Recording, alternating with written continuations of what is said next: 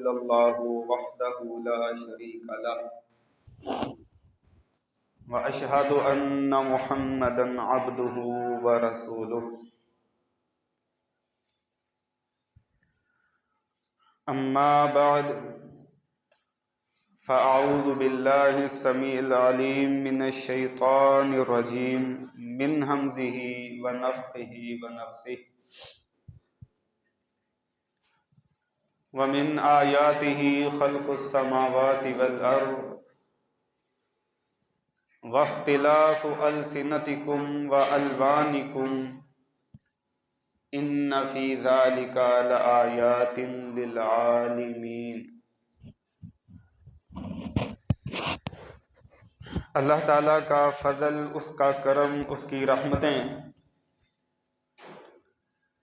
کہ اس نے ہمیں ہماری زندگی میں پھر سے ماہ رمضان نصیب کر دیا۔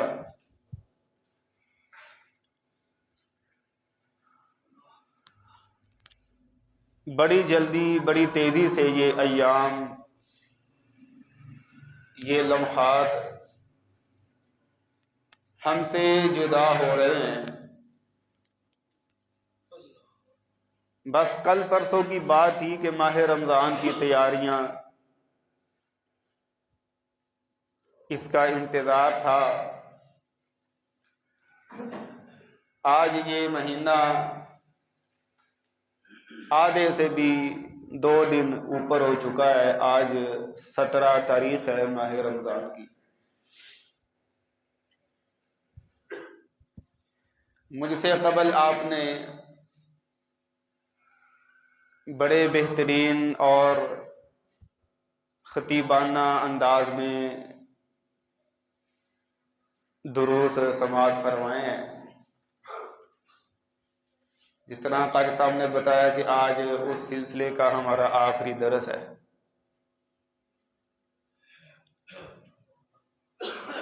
جید علماء آپ نے سنے ہیں،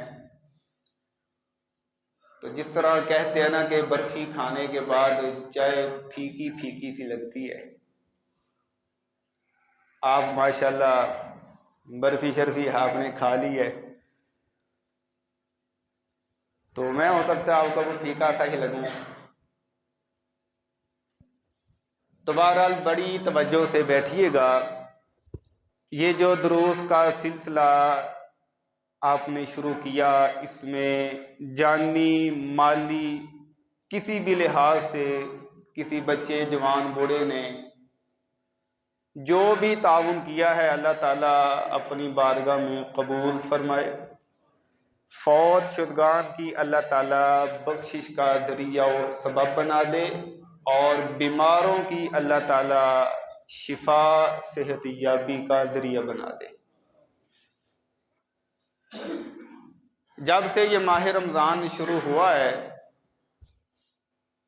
آپ نے بڑا اس کا تعارف سنا ہے۔ نبی اکرم صلی اللہ علیہ وآلہ وسلم آپ نے بڑا ہی بہترین اس مہینے کا ہمیں تعارف کروا دیا،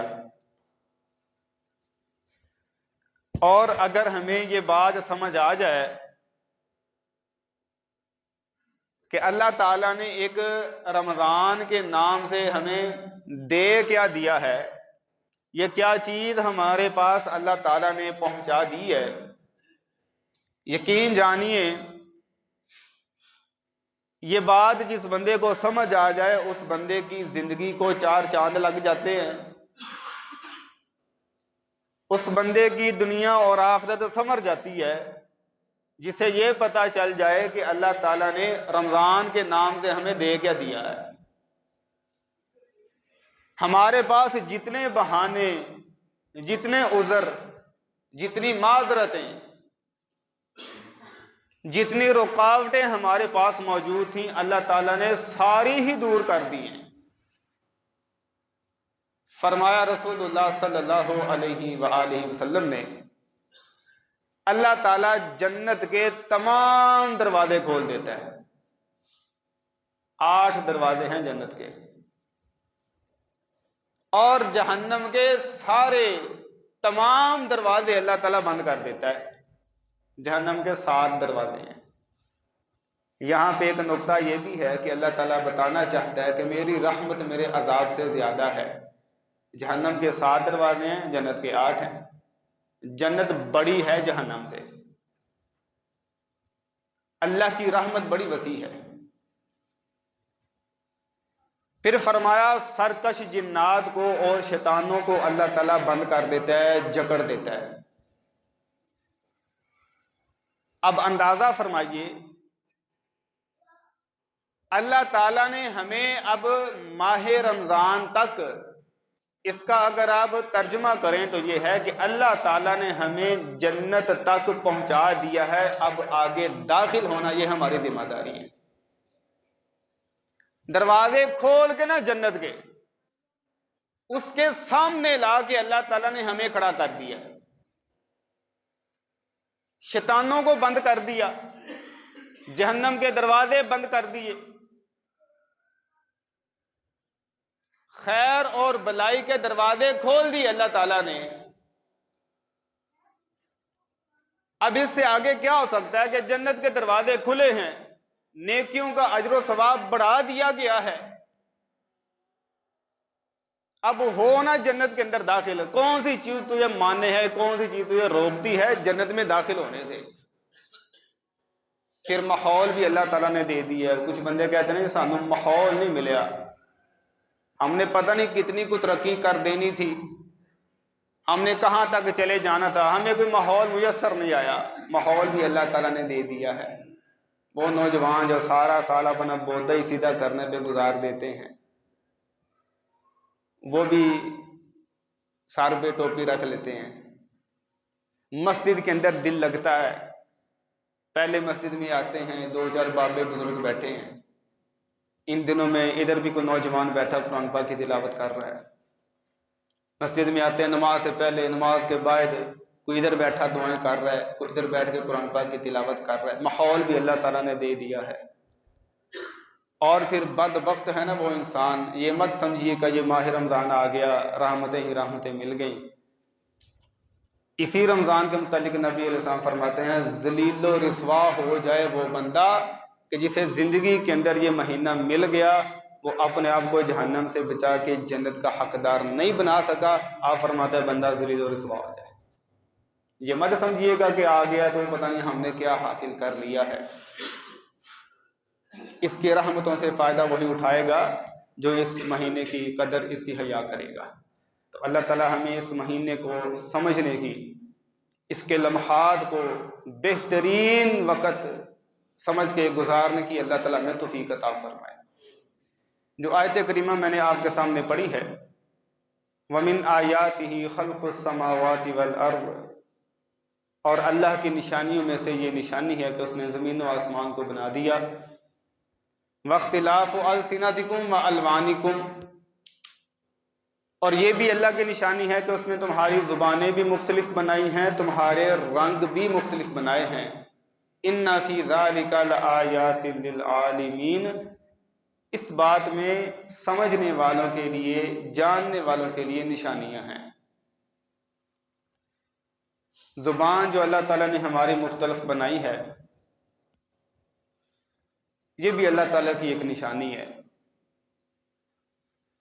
हम यहाँ पे बैठे हैं, पूरे बंदे की तर्जुमानी और उस बंदे के कहाँ का रहने वाला है उसकी भी तर्जुमानी ये ज़ुबान कर देती है। कोई बंदा हमारे पास आके भले ही ये ना बताए कि मैं कहाँ से आया हूँ, वो अपनी ज़ुबान से 2 बोल बोल दे तो हम सुन के समझ लेते हैं कि ये बंदा फैसलाबाद का है, उसकी बोली बताती है। हम समझ जाते हैं कि ये बंदा सियालकोट का है, ये रावलपिंडी का है, उसकी बोली ही बता देती है। इसी तरह हकीम, तबीब, डॉक्टर के पास आप जाते हैं, वो कहता है जी ज़ुबान दिखाओ, वो ज़ुबान देख के ही बता देता है कि आपको बीमारी क्या है, तो मेदे जिगर में गर्मी का मसला है या तेज़ाबियत ज़्यादा हो गई है। तो अंदाज़ा कीजिए कि अल्लाह ताला ने यह ज़ुबान कितनी बड़ी निशानी हमें अता की है। फिर माह रमज़ान के अंदर रोज़े की हालत के अंदर नबी अलैहिस्सलाम आपने तो اور زیادہ اس بات پہ پابندی لگا دی ہے کہ بندہ اپنی زبان کا غلط استعمال کرے۔ فرمایا جو روزے کی حالت میں بھی جھوٹ بولنا اور اس کے مطابق عمل کرنا نہیں چھوڑتا، دغا بازیاں، چکر بازیاں، ہے شیخ پورہ میں تتلی والی پہنچ گیا،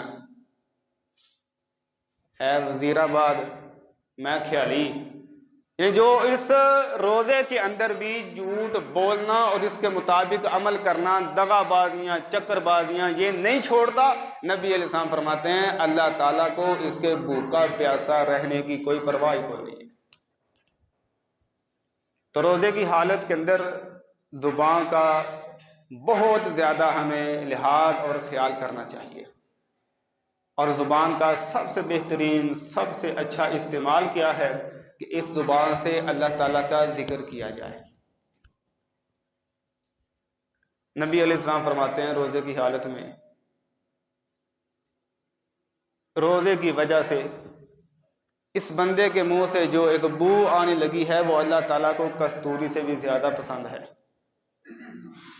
آپ اندازہ کریں کہ روزے کی حالت میں اگر کوئی بو منہ سے آ رہی ہے تو اللہ تعالیٰ کو وہ اتنی زیادہ پسند ہے، اگر روزے کی حالت میں یہی منہ اس میں سے اللہ کا ذکر اور اذکار نکلنے شروع ہو جائیں تو ان کی اللہ تعالیٰ کتنی قدر کرے گا۔ فرمایا والا ذکر اللہ اکبر، اور اللہ کا ذکر سب سے بڑا ہے۔ جب سے ماہ رمضان یہ شروع ہوا ہے، بندہ تھوڑا سا ذہن میں یہ سوال آ جاتا ہے، پریشان ہو جاتا ہے۔ پریشانی ہونے کی وجہ کیا ہے؟ ایک دن بندے نے سنا مولانا صاحب بتا رہے تھے الحمدللہ کی بڑی فضیلت ہے، پڑھنا شروع کر دیتا ہے۔ اگلے دن سن لیتا ہے کہ سبحان اللہ اس کی بڑی شان ہے، سبحان اللہ پڑھنا شروع کر دیا۔ پھر بیٹھے بیٹھے موبائل پہ فیس بک چلا رہا تھا، بیان سامنے آ گیا کہ لا حول ولا قوت الا باللہ، اس کی بڑی شان ہے۔ اب جو چیز بندہ سنے وہ اثر کرتی ہے، یہ پڑھنا شروع کر دیا۔ پھر کبھی سن لیا کہ لا الہ الا اللہ، یہ تو کمال کی چیز ہے، یہ شروع کر دیا۔ چلتے چلتے بندہ یہ سوچنے پہ مجبور ہو جاتا ہے کہ سارا کچھ ہی اتنا اچھا ہے، میں پڑھوں کیا اور چھوڑوں کیا۔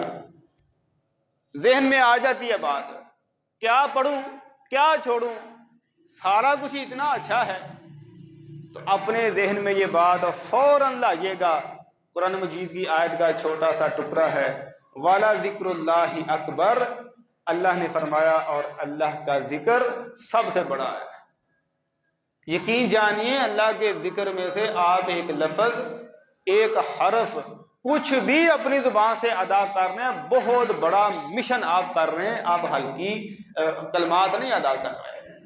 والا ذکر اللہ اکبر، وہ الحمدللہ ہو، سبحان اللہ ہو، لا الہ الا اللہ ہو، کچھ بھی اللہ کا ذکر آپ اپنی زبان سے کرتے ہیں، والا ذکر اللہ اکبر، آپ سب سے بڑا کام کر رہے ہیں۔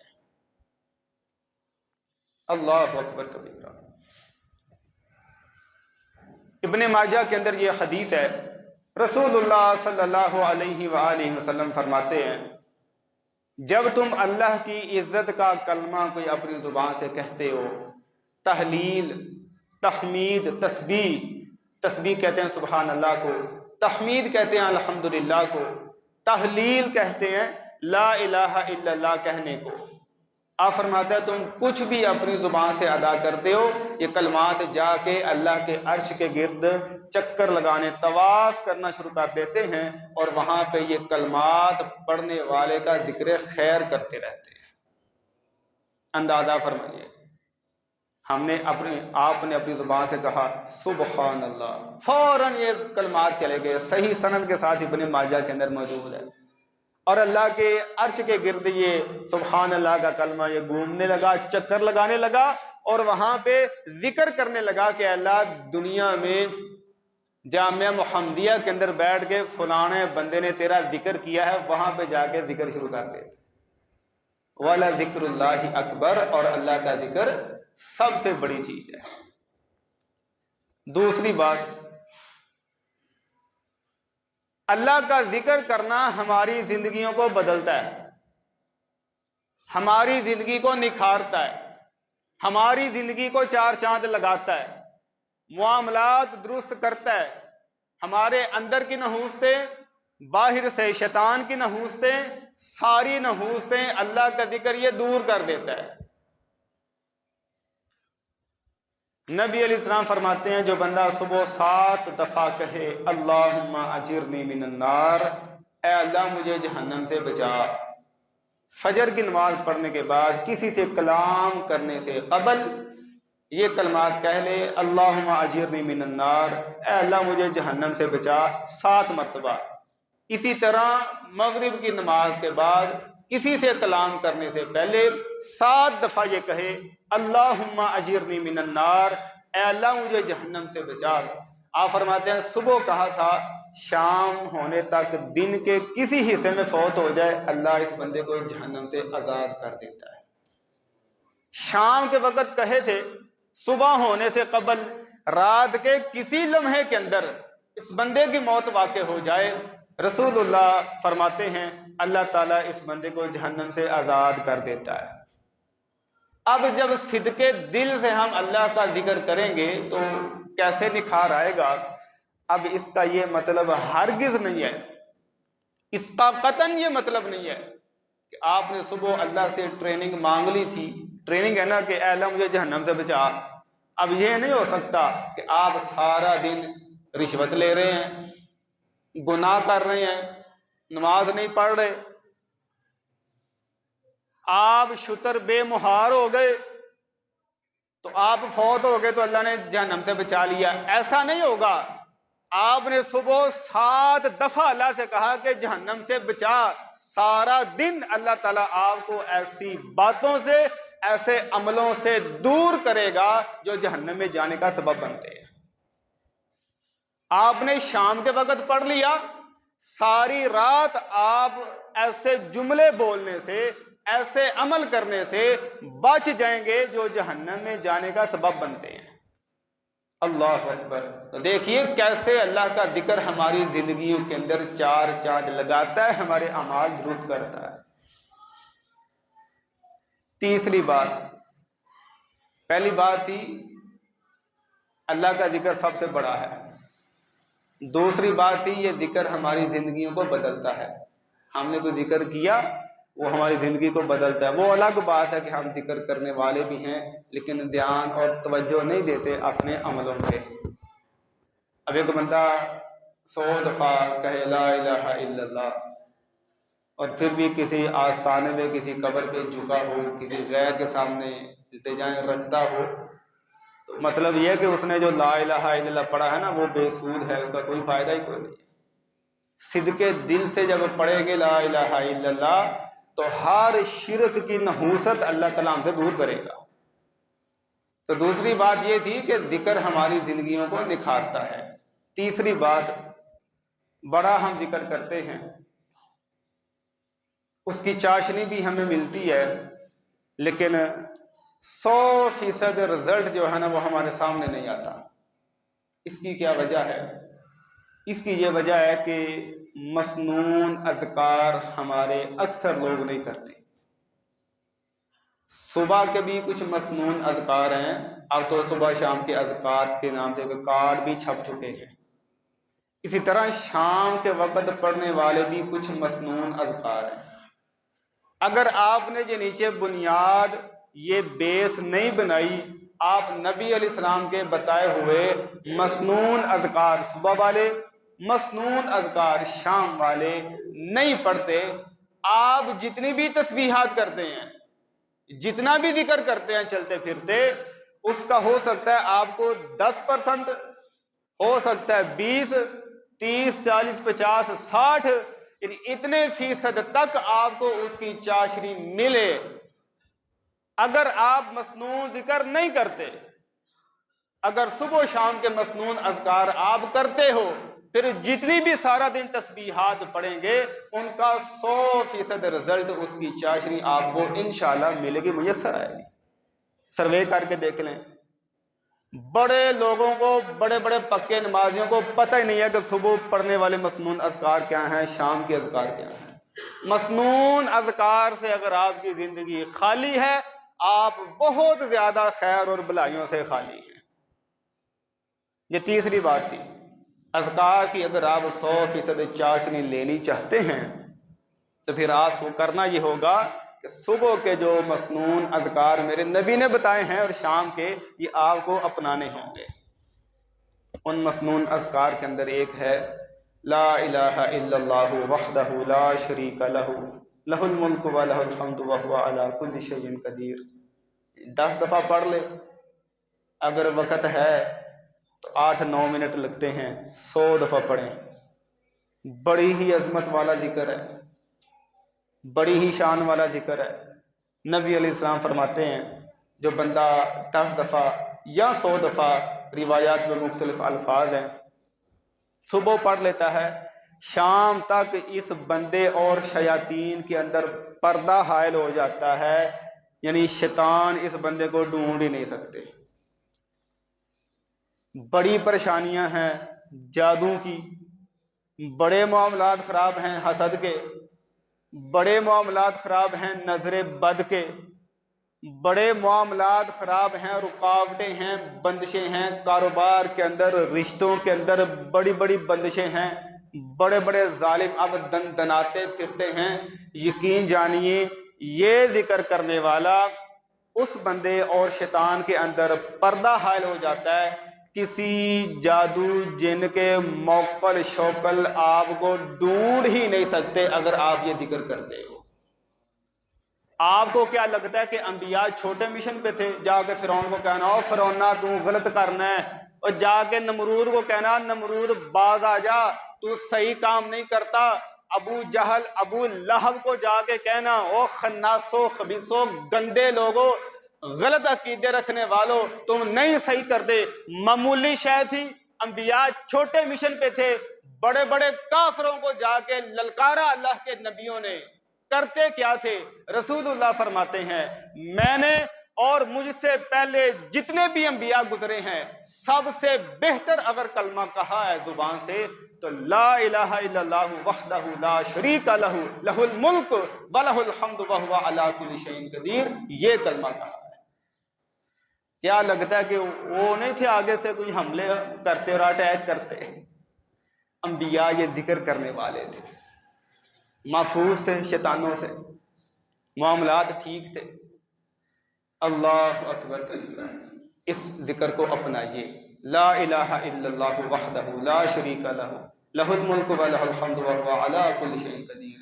یقین جانیے میں نے آپ کے سامنے جو بات رکھی ہے، پہلے نا ڈھکے چھپے تھے، اب یہ ہماری آنکھوں کے سامنے یہ جادوگر، آپ ادھر سے مرالی والا سے کھیالی کی طرف چلے جائیں یا ادھر تتڑی والی کی طرف چلے جائیں، رستوں کے اندر ہر پیلی کے فاصلے پہ، ہر چند میٹر کے فاصلے پہ آپ کو لکھا ہوا ملے گا بوٹا مسیح، عامل بابا سردار مسیح، فلانا بنگالی بابا، یہ جادوگر ہیں۔ یقین جانیے یہ جادوگر ہیں، پہلے چھپے تھے، اب ہمارے ایمانوں کی کمزوری ہے کہ جادوگر دندناتے پھرتے ہیں۔ اب جو ہے ہی مسیح ہے ہی بنگالی بابا، وہ کالا جادو نہیں کرے گا تو اور اس کے پلے میں ہے کیا؟ اس خبیث خناس کے پاس ہے کون سی چیز جو ہے ہی بنگالی بابا اور مسیح بابا، عامل بابا؟ یہ جادوگر ہیں سارے لوگ، اور انہی کے پاس لوگ جا کے ہماری آپ کی مت مار دیتے ہیں، کاروباروں کی بندشیں ہیں، بیٹیاں ہماری بہنیں گھروں میں رشتے ناتوں کے لیے پریشان بیٹھی ہیں، یہی ہیں بدماش لوگ۔ بات کرنے کا مقصد یہ ہے کہ اب عروج پہ ہیں یہ چیزیں، آپ کو کوئی نہیں برداشت ہوتا، اب ہے تو ہمارے پلے میں کھ نہیں نا، بس کچھ 4 پیسے لگائے کسی پہ کروا دیا وار۔ اپنائیے اس ذکر کو، اپنائیے، لا الہ الا اللہ وحدہ لا شریک لہ لہ الملک ولہ الحمد وہو علی کل شیء قدیر۔ اس ذکر کو صبح 10 یا 100 دفعہ، شام کو 10 یا 100 دفعہ پڑھیے۔ ایک حدیث کے الفاظ ہیں صدقے دل سے پڑھنے والا اللہ تعالیٰ اس بندے کے لیے اسلحہ دے کے فرشتوں کو پہرے پہ کھڑا کر دیتا ہے. میرے نبی کے الفاظ ہیں یہ. فرشتوں کو اسلحہ دے کے اس بندے کے پہرے پہ کھڑا کر دیتا ہے جو صبح و شام یہ پڑھتا ہے. اس میں دیکھیں کوئی نہیں ہے چیز، کوئی جادوگروں کا تذکرہ ذکر کوئی نہیں ہے، صرف اللہ کی توحید ہے. نبی اسلام فرماتے ہیں بندہ تشہد کے اندر بیٹھ کے جو یہ اس طرح اشارہ کرتا ہے نماز میں، تشہد میں، آپ فرماتے ہیں یہ شیطان پہ لوہے کے ہتھوڑے سے بھی زیادہ وزنی ثابت ہوتا ہے. یعنی شیطان کو تو توحید کا اشارہ ہی نہیں برداشت ہوتا، اور جو صبح و شام توحید کے نغمے گنگنائے گا شیطان کی تو ماں ہی مر جائے گی، اس بندے پہ کیسے حملہ کر سکے گا. دوسرا، استغفار کرنا صبح و شام یہ بھی مسنون ہے. استغفر اللہ واتوب الیہ 100 دفعہ پڑھ دیں. اللہم اغفر لی یہ بھی استغفار کا ہی کلمہ ہے.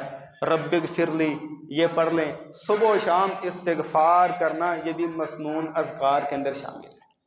مطلب سارا کارڈ تو نہیں میں آپ کے سامنے پڑھ سکتا، لیکن یہ مسنون چیزیں اپنائیے. استغفار کی کیا برکت ہے. ہمارے ہاں یہ بہت زیادہ مسئلہ پایا جاتا ہے.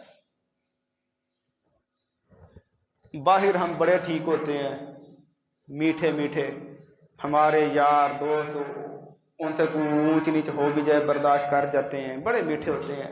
جو ہی گھر میں قدم رکھتے ہیں بیوی پہ بھی غصہ آنا شروع ہو جاتا ہے، بچوں پہ بھی بڑا غصہ آتا ہے. ہمارے ساتھ یہ معاملہ ہے. بالکل یہی معاملہ لے کے حذیفہ رضی اللہ عنہ جنہیں رازدان پیغمبر کہا جاتا ہے، حذیفہ رضی اللہ عنہ بالکل یہی معاملہ لے کے نبی علیہ السلام کی خدمت میں آ گئے اور آ کے کہا کہ میری زبان میں اپنے گھر والوں کے بارے میں بڑی سختی ہے. ویسے نہیں اتنا کسی پہ غصہ آتا، لیکن بیوی پہ بڑا غصہ آتا ہے. اب یہ خاوند کو قابو کرنے کا تعویذ ہے، خاوند کو قابو کرنے کا تعویذ ہے. لیکن یہ خاوند کو خود دھیان دینا پڑے گا کہ خود جج کرنا ہوگا میرے ساتھ چل کیا رہا ہے. کیونکہ اب اگر کسی خاوند کو بڑا غصہ آتا ہے تو اس کی بیوی کیسے کہ اللہ علیہ تھونا استغفر اللہ پڑھیا کر، اور دل کے ابو دو ہور لاوے نو کے لیے دو استغفر اللہ کر، وہ تو پہلے غصے سے بھرا ہے. یہ خود خاوند جج کرے کہ میرے ساتھ معاملہ کیا ہے. اگر یہی معاملہ ہے، حذیفہ رضی اللہ عنہ نے آ کے کہا میں اپنے بیوی بچوں پہ بڑی سختی کرتا ہوں، ویسے ایسا کوئی معاملہ نہیں ہے. نبی علیہ السلام نے تعداد بتا دی. آپ فرماتے ہیں ایک دن اور رات میں 70 دفعہ استغفار کیا کر، اللہ تیرے دل کی اس کیفیت کو دور کر دے گا. ویسے 100 دفعہ پڑھیں، لا تعداد استغفار کریں، لیکن اس معاملے کے حل کے لیے ابن ماجہ کے اندر حدیث موجود ہے استغفار کے فضائل کے اندر. نبی علیہ السلام نے 70 کا عدد بتایا، تو 70 دفعہ استغفار کیا کر، اللہ تیرے دل کی اس کیفیت کو دور کر دے گا، بیوی بچوں کے بارے میں تیرا دل نرم ہو جائے گا. اللہ اکبر. صبح و شام استغفار کرنا بھی مسنون ہے. یہ آخری بات بتا رہا ہوں، اس کے بعد بات ختم ہو جائے گی، ٹائم بھی ہمارا آدھا گھنٹہ پورا ہو گیا ہے. لیکن ہمارا سیاپا یہ ہے، ہمارا ایمان اتنا کمزور ہو چکا ہے، ہمارے ذکر و اذکار کے اندر جب تک کوئی پیسہ تیلا نہ شامل کیا جائے ہم بڑھنا نہیں شروع کرتے. ہم نے استغفار کو ATM مشین بنا لیا ہے. استغفار کو ATM مشین. مولانا صاحب میں 300 دفعہ استغفر اللہ کہوں، 3 تسبیح کروں، پیسہ آ جائے گا. میں تو اکثر یہ کہا کرتا ہوں اگر یہ سروے کیا جائے معاشرے کے اندر تو یقین جانیے رزلٹ یہ سامنے آئے کہ آدھے بندے انہیں ہو کہ استغفر اللہ کا ترجمہ یہ ہے اے اللہ پیسہ دے دے. جو حال ہمارا ہو چکا ہے نا، بہت سے بندوں کو یہ ہو کہ استغفر اللہ کا مطلب ہے اللہ پیسے دے دے. یقین جانی میں کوئی مبالغہ نہیں کر رہا. ہمیں نہ گناہوں کی بخشش کی کوئی اہمیت ہے، نہ جنت میں جانے کی کوئی ہمارے سامنے اہمیت ہے۔ کوئی یوٹیوب پہ ہمارے سامنے ویڈیو آ جائے جس پہ لکھا ہو ایسے اعمال جو جنت میں جانے کا سبب ہیں، ہم دیکھتے ہی نہیں۔ اور اگر کسی ویڈیو پہ لکھا ہونا ایسا وظیفہ گھر سے رزق پیسہ ختم ہی نہ ہو، آدھے گھنٹے کی بھی ویڈیو ہونا پوری دیکھیں گے بھی پیسہ کہاں سے آنا ہے۔ اے اللہ کے بندو، صحابہ ہم سے بڑھ کے استغفار کرنے والے تھے۔ میں کئی صحابہ نام لے کے آپ کو بتا سکتا ہوں کہ پورا پورا مہینہ جن کے گھروں میں چولہا جلتا ہی نہیں تھا، وہ نہیں تھے استغفار کرتے۔ اور جو انہوں نے آنکھوں سے میرے نبی کو دیکھ کے سامنے بیٹھ کے جو درود پاک کی تسبیحات کی ہے نا، ہمارا درود وہاں پہ پہنچ ہی نہیں سکتا۔ وہ نہیں تھے درود پڑھتے، ان کے گھروں میں چولہے ہی نہیں تھے جلتے۔ پتہ نہیں کس طرف ہمیں لگا دیا گیا ہے۔ میں اس بات کے خلاف نہیں ہوں، درود پڑھنے سے معاملے ٹھیک ہوتے ہیں، چہرے روشن ہوتے ہیں، رکاوٹیں بندشیں دور ہوتی ہیں۔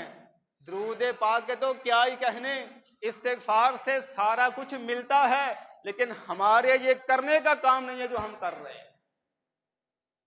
ہم نے صرف استغفار کو اے ٹی ایم مشین ہی بنا لی۔ اللہ تعالیٰ ہمیں ایسی خرافات سے بچنے کی بھی توفیق عطا فرمائے۔